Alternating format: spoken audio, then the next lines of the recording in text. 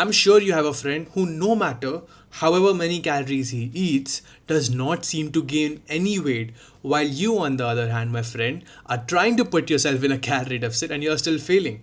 I'll tell you exactly what's wrong with yourself and how to actually correct it to put yourself in a fat loss phase and make that deficit work. The biggest issue here is comparison. You look at someone else with the same body weight as you, but eating a lot of different things, and you think you can also eat those things while being at the same body weight. But unfortunately, that's not how maintenance calories work. Your maintenance calories depend on your body weight, of course, but also your muscle mass and fat mass, basically your body's composition, your lifestyle, which covers all the other things like your activity, what kinds of food you prefer, how long you sleep, blah blah blah. For example, Peter Griffin, he has a very sedentary lifestyle. He has a desk job of 7 to 8 hours. He sits for that while, does not get a lot of steps in, and definitely does not go to the gym. Thor here has lost the touch. He used to work out, but now he sits all day long. He's slightly lonely, so he walks 4 to 5,000 steps, and his maintenance calories are slightly more than Peter Griffin's. But Superman here is super active. He gets his steps in, he saves the world, he's running from here to there, and because of that lifestyle, his maintenance calories are 3,500. So by definition, maintenance calories are the amount of calories you eat daily to maintain your body weight. That means for no change in body weight, you need to eat the same amount of calories that your body requires through the day. You see how I have cut off burned here? The reason I've cut off burned is because you don't only burn calories through activity, you also burn that through non-activity exercises. This is the graph. This is how you actually burn calories throughout the day. One is your BMR, which is a resting energy expenditure. The other three are NEAT, TF, and EAT, whose full forms are given here in case you are interested. Coming back to it, how do you find out your maintenance calories? There are actually two ways to do it. The first way is to multiply your body weight in pounds with a number N, which is an activity multiplier ranging from 12 to 17. Now, which one's for you? That would depend completely on your lifestyle.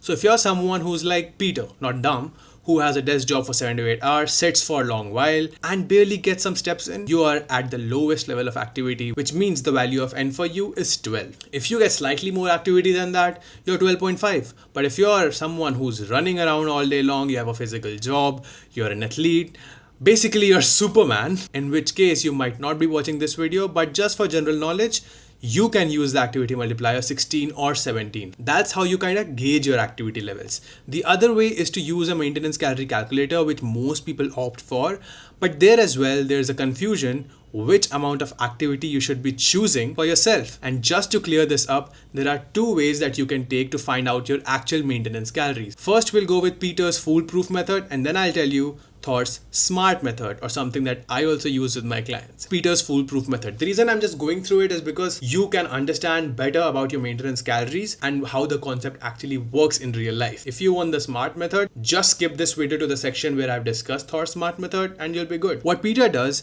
is uses this formula or the calculator to find his initial maintenance calories. He took his body weight in pounds, multiplies it by his activity multiplier, let's say 12, and he finds out it's 2640 calories for him. He experiments this and verifies it in the second step, right? So what he does is he tracks his calories every single day. He does not miss it. He finds out that his weight increased by 500 grams per week. What does that mean? What does that mean? If his weight actually increased, is his metabolism broken? Is he not eating at maintenance? When we go back to maintenance calories definition, the amount of calories you eat daily to maintain your body weight are maintenance calories.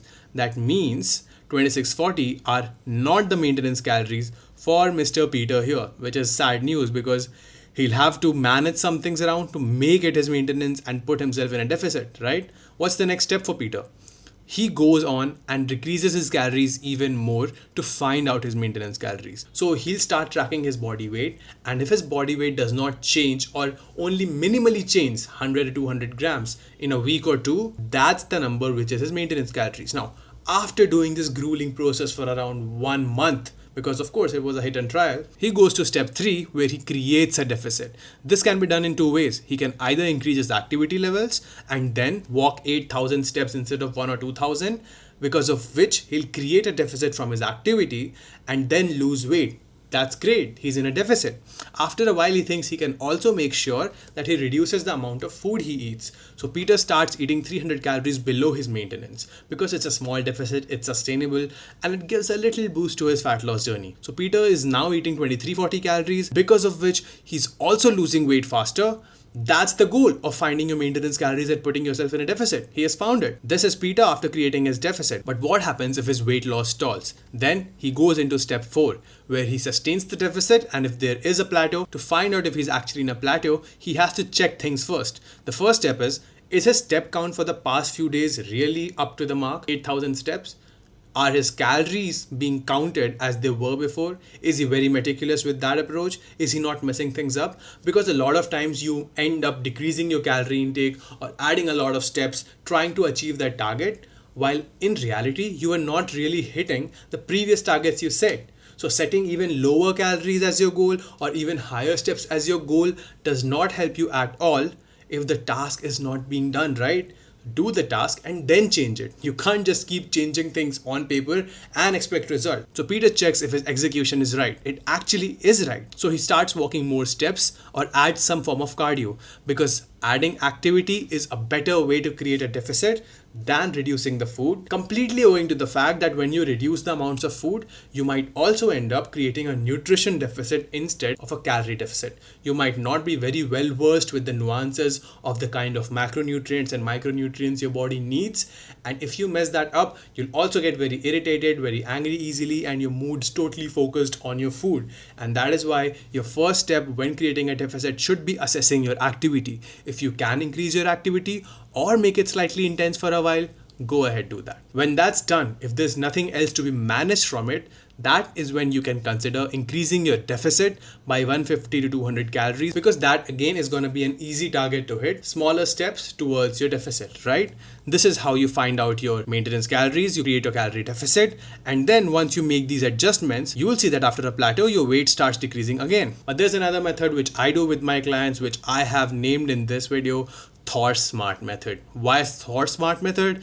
Because Thor is a god. He knows a lot of things. So he directly steps into a deficit. How does he do that? He estimates his maintenance calories as well using the same calculation methods that Peter did. But instead of trying to find out his exact maintenance calories, being over analytical by it, he goes ahead and directly steps into a deficit, eating 2300 calories.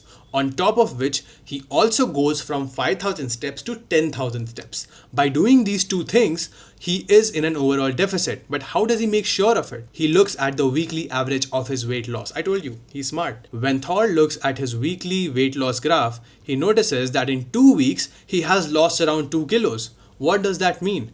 Thor knows that 1 kilogram of fat is around 7700 calories. That means 2 kilograms of fat is 2 times 7700. And if in 28 days he has lost this weight, that puts him in a deficit of 550 calories per day. Now this ensures that Thor is in a deficit.